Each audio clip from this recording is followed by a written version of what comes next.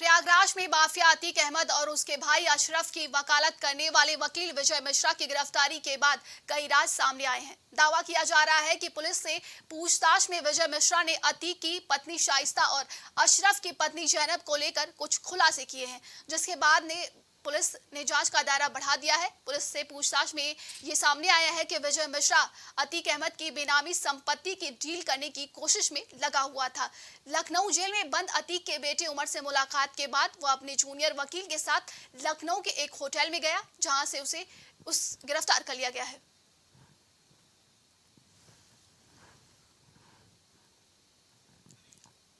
ज्यादा जानकारी के साथ इस खबर पे हमारे साथ संवाददाता कलीम जुड़ चुके हैं। कलीम, देखिए, अतीक के वकील की गिरफ्तारी हो चुकी है, बताया जा रहा है, जिससे कई खुलासे हो रहे हैं।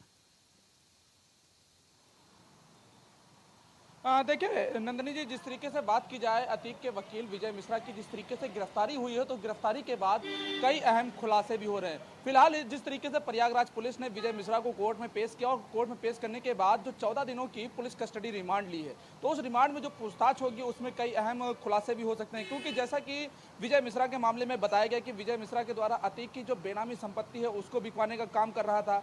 इसके साथ साथ जो बात की जाए शाइस्ता परवीन और जो जैनब फरार चल रही है, उनके लगातार संपर्क में भी बना हुआ था और उनका केस भी कोर्ट में लड़ने की तैयारी कर रहा था। जिस तरीके से वो लखनऊ में एक 5 स्टार होटल में रुका हुआ था और इस मामले की जानकारी किसी को नहीं थी।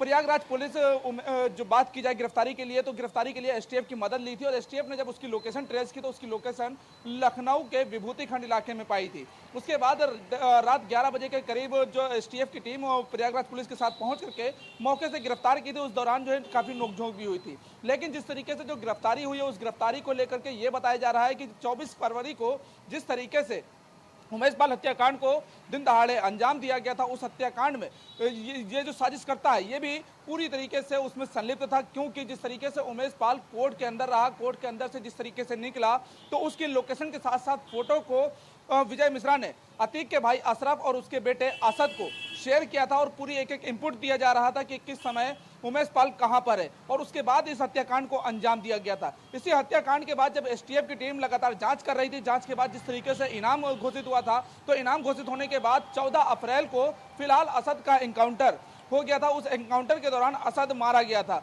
उसी के दूसरे दिन बात की जाए 15 अप्रैल को, तो 15 अप्रैल को शूट आउट में अतीक और अशरफ का भी अंत हो गया था। लेकिन अगर उसके गुर्गों की बात की जाए तो उसके गुर्गे लगातार इन सभी मामलों में सक्रिय नजर आ रहे थे। क्योंकि जो अतीक की पत्नी की बात की जाए शाइस्ता परवीन की, तो वो भी इस मामले को लेकर के लगातार जांच की मांग कर रही थी, क्योंकि इस मामले में पीआईएल भी दाखिल किया गया था।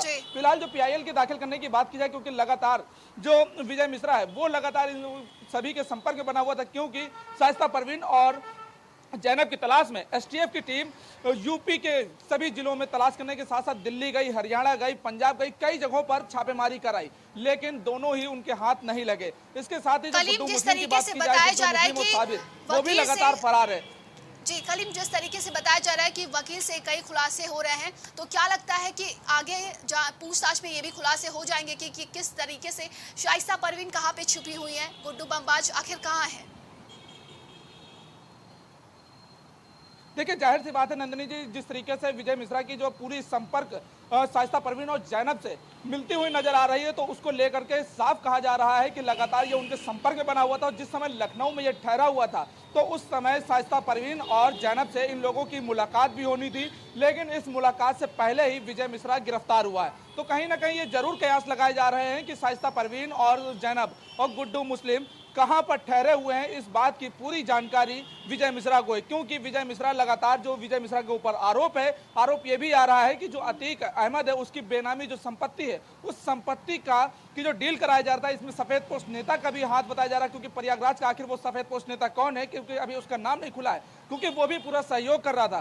जो कि ये संपत्ति बिकती तो उसकी जो पूरी रकम थी वो शाइस्ता परवीन तक पहुंचनी थी, और उस रकम से लगातार जो इस मामले में जो पैरवी हो रही है, उस मामले की पैरवी के लिए उस पैसे का खर्च होना था। फिलहाल अब जिस तरीके से रिमांड लिया गया 14 दिनों की, तो वो 14 दिनों की रिमांड में विजय मिश्रा आखिर क्या कुछ इस मामले में खुलासा करेगा, ये अहम चीज रहेगी। क्योंकि उस खुलासे के बाद जाहिर सी बात है एसटीएफ और प्रयागराज पुलिस एक बड़ी कार्रवाई भी कर सकती है। फिलहाल देखना यह होगा कि आखिर जिस तरीके से गिरफ्तारी हुई है, गिरफ्तारी में वो सफेद पोस्ट नेता कौन है, क्या उसका नाम खुलेगा, और अगर नाम खुलेगा तो उस सफेदपोश नेता की गिरफ्तारी होगी, तो गिरफ्तारी के बाद आखिर क्या कुछ खुलासे होंगे।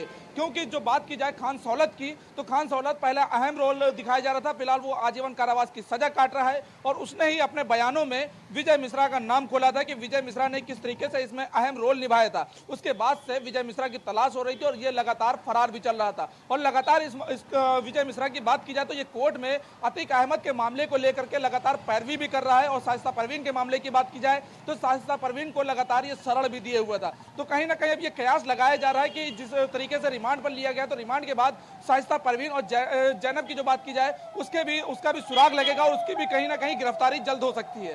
तमाम जानकारी के लिए बहुत बहुत धन्यवाद आपका कलीम।